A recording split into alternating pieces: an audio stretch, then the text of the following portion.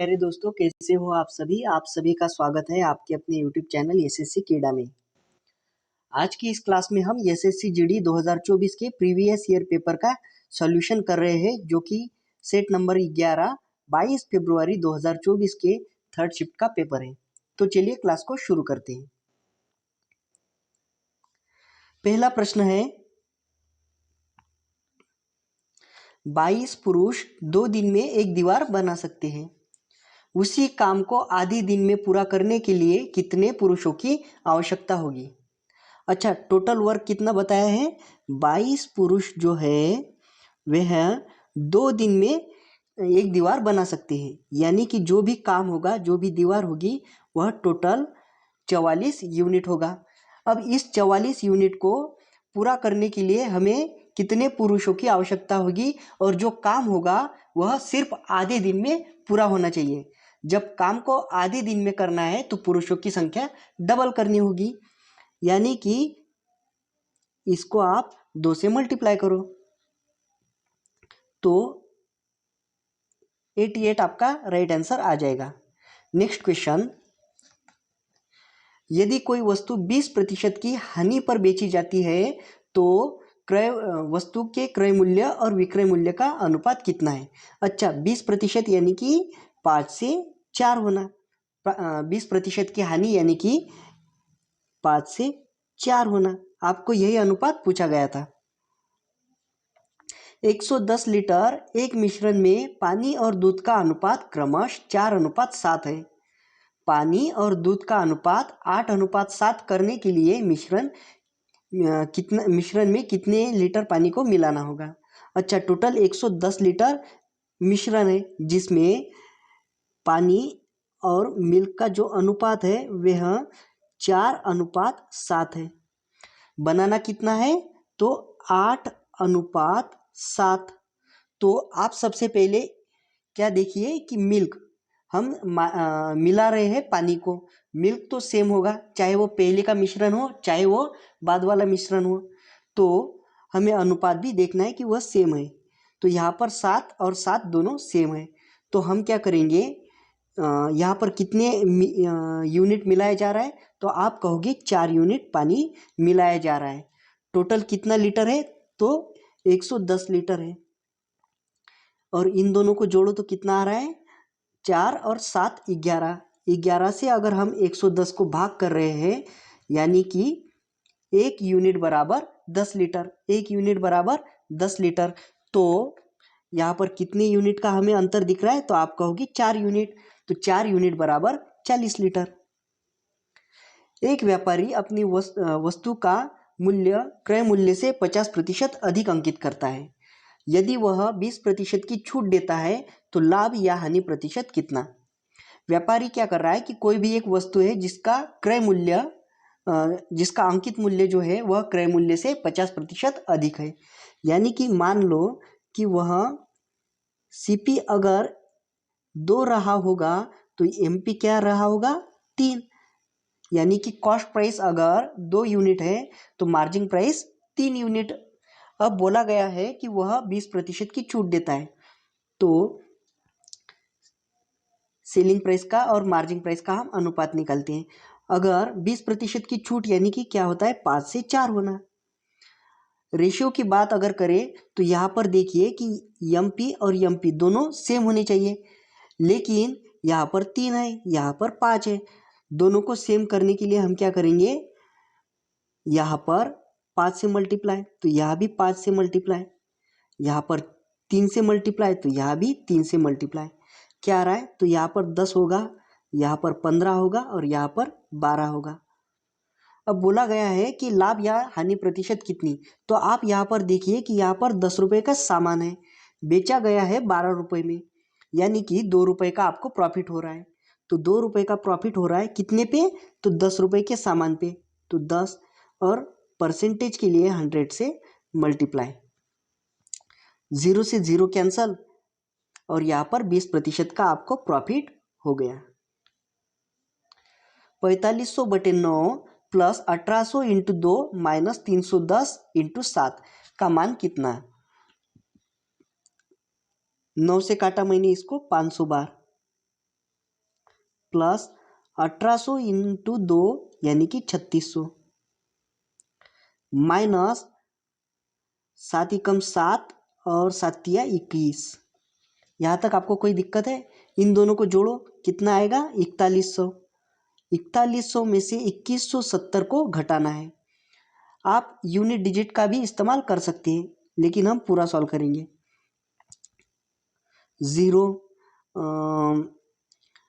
10 में से 7 गया तो 3 कैरी आया 1, 11 में से 2 गए तो 9 कैरी आया 1, 4 में से 3 गया तो 1, 1930 हमारा आंसर आ गया। आप चाहे तो यूनिट डिजिट से भी कर सकते थे। यदि P का 35% Q के 60% के बराबर है तो Q का Q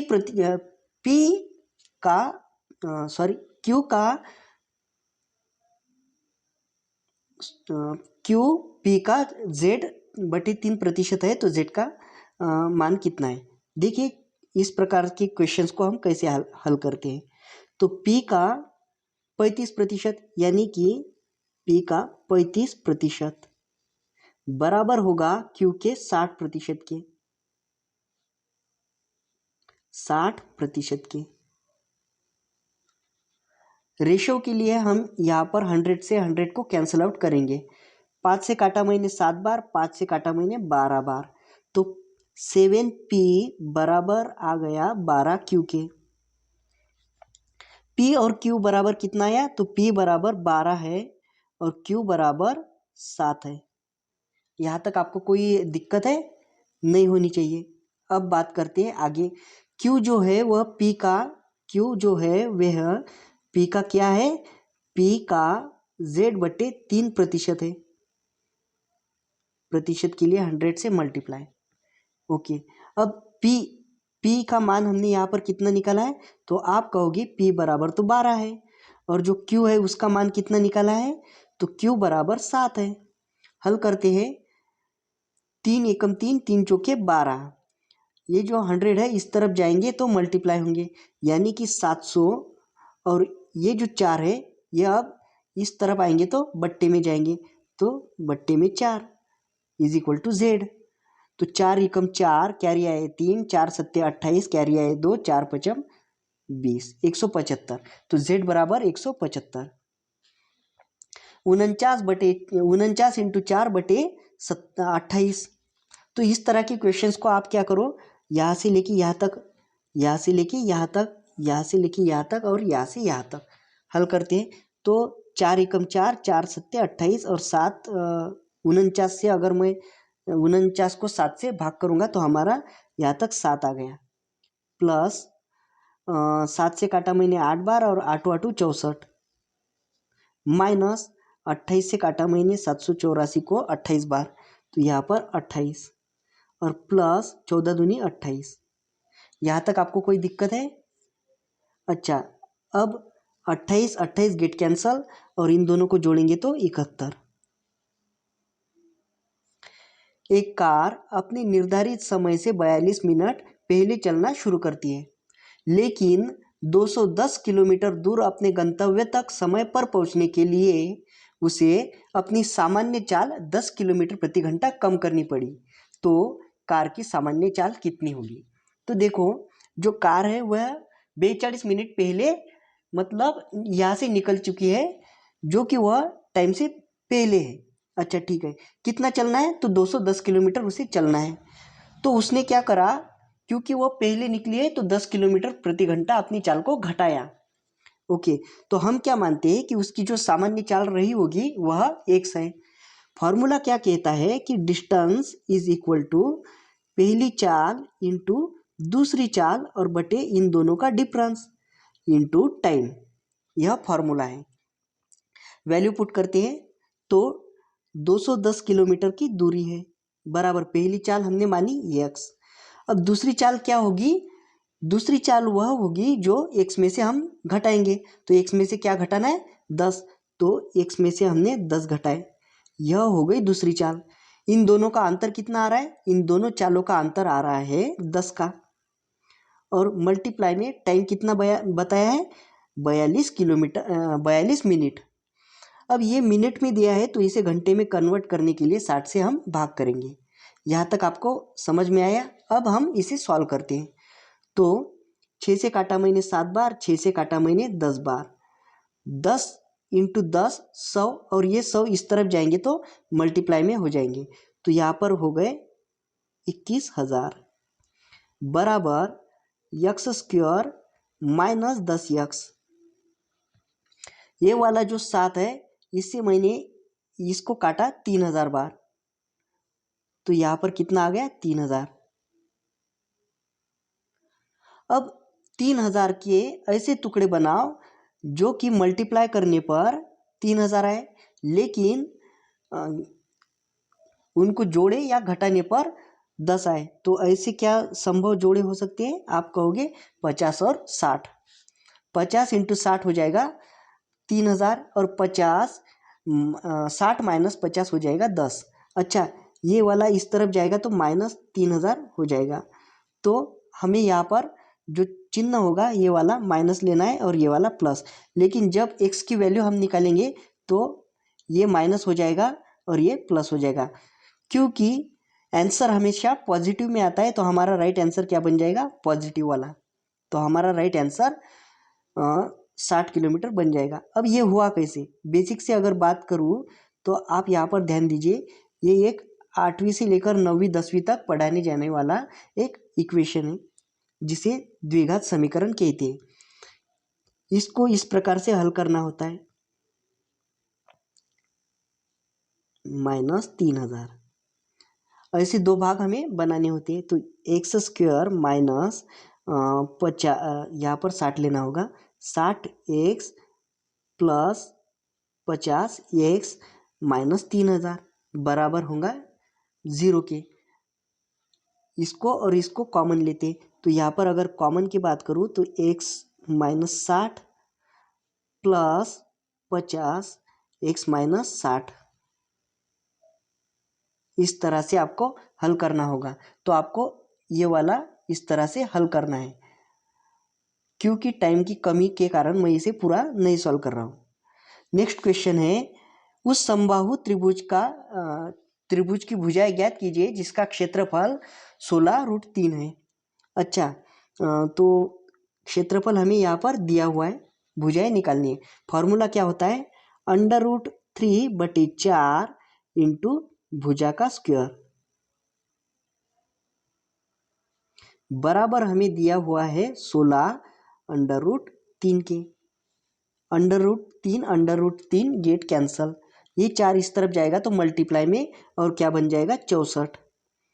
यहाँ पर है भुजा स्क्वायर, तो भुजा बराबर क्या हो जाएगा? भुजा बराबर 8 हमारा राइट आंसर हो जाएगा। 1500 रुपये की धनराशि को 2 वर्षों के लिए 12% की चक्रवर्ती ब्याज से, जो कि वार्षिक रूप से संयोजित है, उस धनराशि पर चक्रवर्ती ब्याज कितना होगा? 12% है, ध्यान से देखिए, 12% का हम सक्सेसिव यहाँ पर लगाते हैं। तो 12 प्लस 12 प्लस 12 इंटू 12 बट्टे में 100, 24 प्लस 1.44। तो 24 में अगर 1.44 जोड़ेंगे तो 25.44। तो हमें जो भी यहाँ पर रेट निकालनी है वह कितनी होगी? 25.44। तो 15,000 का 25.44%, यही हमारा चक्रवर्ती ब्याज हो जाएगा। 2 0 से 2 0 कैंसल आउट। अब 150 से 25 इंटू 44 को मल्टीप्लाई करना है। तो 15 चौके 60 कैरी आए 6, 15 चौके 60 और 6 66 कैरी आए 6, 15 पचम 75 और 6 81 कैरी आए 8, 15 दूनी 30 और 8 38। दो घरों के बाद पॉइंट है, इसलिए हमारा राइट आंसर यहाँ पर हो जाएगा 3816।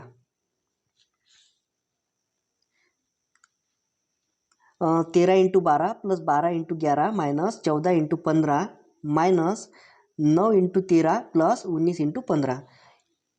इनको मल्टीप्लाई करने पर क्या आता है? 156। इनको 132 माइनस 15, ये हो जाएगा 210, और ये हो जाएगा 117। इसका हम मल्टीप्लाई करते हैं तो 19 पचे 95 कैरी आए 9, 19 से कम 19 और 9 28। 285। ओके, इन तीनों को जोड़ो तो 6 और 2 8 और 5 83, 3 कैरी आया 1, 5 और 3 8, 8 और 8 16 और 1 17, कैरी आया 1, 1 और 1 2, 2 और 2 4 और 1 5, इनकी एडिशन हो गई 573। अब इनको जोड़ के इनमें से घटाएंगे तो ये कितना आ रहा है 7 2 और ये 3, तो 327 को इसमें से घटाते हैं। 13 में से 7 गए तो 6, कैरी आया 1, 7 में से 3 गए तो 4 और 5 में से 3 गए तो 2, 246 हमारा राइट आंसर यहाँ पर आ गया। 12 संख्याओं का औसत 60 है। यदि प्रथम 5 संख्याओं में से 12 घटा दिए जाए और अगली 7 संख्याओं में 10 जोड़ दिए जाए तो नया औसत कितना होगा। पहले हमें जो पुराना औसत कितना है 60 है 12 संख्याओं का। ओके, तो हमने यहाँ पर 60 लिख दिया। अब बोला गया है कि प्रथम 5 संख्याओं में से 12 घटा दिए, तो हर संख्या में से 12 घटाए तो कितना आ रहा है, इनका मल्टीप्लाई करेंगे तो 60 आ रहा है। ओके, अगली 7 संख्याओं में 10 जोड़ दिए जाए, हर संख्याओं में 7 जोड़ दिए जाए तो कितना आएगा 70। ये वाला माइनस में है क्योंकि हमने घटाने की बात की, ये यहाँ पर 70 लिखने थे। और ये वाला क्या आएगा प्लस आएगा, क्यों, क्योंकि हमने जोड़ने की बात की। दोनों को जोड़ेंगे तो क्या आ रहा है प्लस का 10, 70 में से 60 गया तो 10 आएगा, तो इस 10 संख्याओं का अंतर होगा 10 संख्याओं का कितने में, तो टोटल तो 12 संख्या है तो 12 से भाग करेंगे तो 60 प्लस 12 से अगर 10 को भाग करेंगे तो 12 अट्ठे 96, पहले तो पॉइंट आएगा ना 0.12 अट्ठे 96, कैरी आया 4 और 12 36, कैरी आया 4, तो इस तरह से यह चलता जाएगा 8.333, तो हमारा राइट आंसर हो जाएगा 60.83। ओके, नेक्स्ट क्वेश्चन है 0.5 इन बटे इन ब्रैकेट 0.5 इंटू 0.5 और बट्टे में है 0.5 बट्टे 0.5 इंटू 0.5। तो हल करके सबसे पहले हम इनको मल्टीप्लाई करते तो 0.5 बट्टे ये क्या हो जाएगा 0.25। यहाँ तक आपको कोई दिक्कत है, नहीं होनी चाहिए। नीचे देखते हैं तो यहाँ पर 1 हो गया और 1 इंटू 0.5 तो 0.5। अब आप सभी जानते हैं कि ये वाली संख्या यहाँ पर जाके मल्टीप्लाई हो जाएगी, तो 0.5 बट्टे ये हो जाएगा 0.125। पॉइंट हटाने के लिए हम यहाँ पर क्या करेंगे 500 बटे 125। यहाँ तक आपको कोई दिक्कत है, भाग करेंगे 4 बार भाग जा रहा है तो हमारा राइट आंसर यहाँ पर 4 हो जाएगा। यदि p का p प्रतिशत बराबर कितना है 225 है तो p स्क्वायर बराबर क्या है, तो p का p प्रतिशत क्या है 225 है, 225 है तो p स्क्वायर बराबर क्या, इनको मल्टीप्लाई करते ही p स्क्वायर बन जाएगा, ये वाला इधर जाएगा तो मल्टीप्लाई 225 पर 2 0, ये हमारा राइट आंसर हो जाएगा। सेम क्वेश्चन शायद प्रिंटिंग मिस्टेक हुई है। नेक्स्ट 28% की छूट के बाद एक वस्तु 1008 रुपये में बेची जाती है तो वस्तु का अंकित मूल्य क्या है। 28% की छूट यानी कि जो सेलिंग प्राइस होगा वह क्या होगा, कितने प्रतिशत होगा, तो आप कहोगे 72% होगा। क्यों, क्योंकि कोई भी संख्या अपने आप में 100% होती है। 100 में से 28 को हम घटाएंगे तो कितना आएगा 72। अब 72 बराबर है 1008 के, 9 से काटा मैंने 8 बार, 9 से काटा मैंने 9 एकम 9, कैरी आया 1, 9 एकम 9, कैरी आया 1, 9 दूनी 18। 8 से मैंने काटा इसे 8 एकम 8 और ये कितना आ रहा है 8 एकम 8, कैरी आया 3 और 8 चौके 32, तो 1% बराबर है 14 के, तो 100% हो जाएगा 1400 के। एक निश्चित धनराशि साधारण ब्याज की किसी दर पर 14 वर्षों में स्वयं की 3.5 गुना हो जाती है। समान साधारण ब्याज दर पर वह धनराशि 28 वर्षों में स्वयं की कितनी गुनी हो जाएगी। तो कोई एक धनराशि है जो 3.5 गुना हो रही है 14 वर्षों में। मैंने माना कि वह धनराशि 100 है, तो 100 इंटू टाइम कितना बताए 14 वर्ष, और रेट हमें निकालनी है। तो रेट के लिए हमने 100 से मल्टीप्लाई किया। ओके, ब्याज कितना बना है, तो आप कहोगे 250 ब्याज बना है। क्यों 250? क्योंकि इन दोनों को जोड़ेंगे तभी तो 350 बनेगा, यानी कि 3.5 गुना बन जाएगा। तो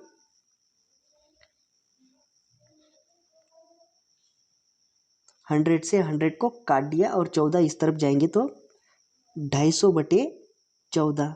तो हमारा जो रेट निकल के आया वह आया है 250/14।